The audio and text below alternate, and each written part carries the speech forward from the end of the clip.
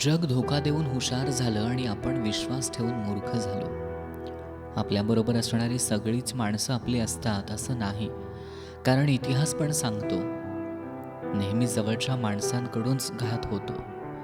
जिथं डोळे बंद करून विश्वास ठेवला जातो तिथंच विश्वासघाताचा धोका जास्त असतो. म्हणून पोटात एक आणि ओठात एक अशा लोकांपासून वेळीच सावध राहा. सांगावे त्याला जो कुणाला सांगणार नाही, मागावे त्याच्याकडेच जो देईल स्वखुशीनं.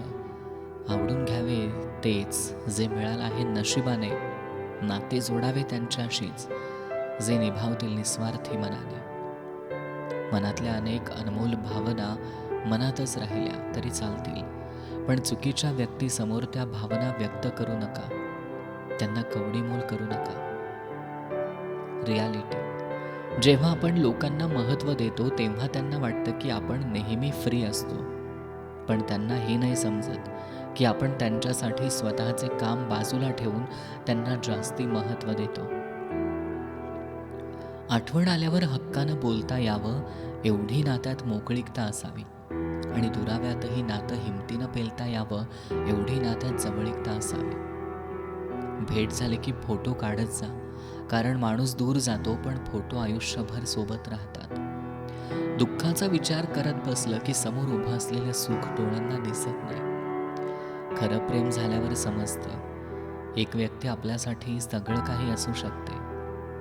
स्वतःच्या चुकीला वकील आणि इतरांच्या चुकीला न्यायाधीश होणाऱ्या माणसांशी हुज्जत घालण्यापेक्षा तुझंच खरं म्हणून संपवलेला विषय हा आपल्यासाठी चांगलाच असतो. जेव्हा एखादी स्त्री तिच्या आईवडिलांच्या घरी जाते तेव्हा ती प्रथम तिच्या आईला शोधते. जेव्हा ती तिच्या सासरच्या घरी जाते तेव्हा ती तिच्या पतीला शोधते, कारण त्या दोघांचीही पोकळी कुणीही भरून काढू शकत नाही. जी माणसं जास्त प्रामाणिक आणि भावनिक असतात ती कधीच पाहत नसतात कोण मोठा आणि कोण छोटा. त्यांच्यासाठी तर केवळ दोनच गोष्टी महत्त्वाच्या असतात: समोरचा खरा आहे की खोटा. प्रत्येक गोष्टीचा एक काळ असतो, त्यामुळे सुखात जास्त हुरळून जाऊ नये आणि दुःखात जास्त खचून जाऊ नये. ओझं वाढतं तशी नाती हलकी होत जातात. जपायला कितीही धडपडलं तरी कधी कधी हातातून निसटून जातात. माझ्या वाटणीची, माझ्या नशिबाची गोष्ट माझी दुसऱ्याच्या पदरात आहे का? घासल्याने चमकलेले लोखंड सुद्धा देवा सोसूनही मी अजून अंधारात का आहे? जरा विचार करून प्रेम कर. गोड बोलून तुला वापरून, तुझ्या शरीराचं सुख घेऊन, तुझा फायदा घेऊन तुला नंतर सोडणारे बरेच जण भेटतील.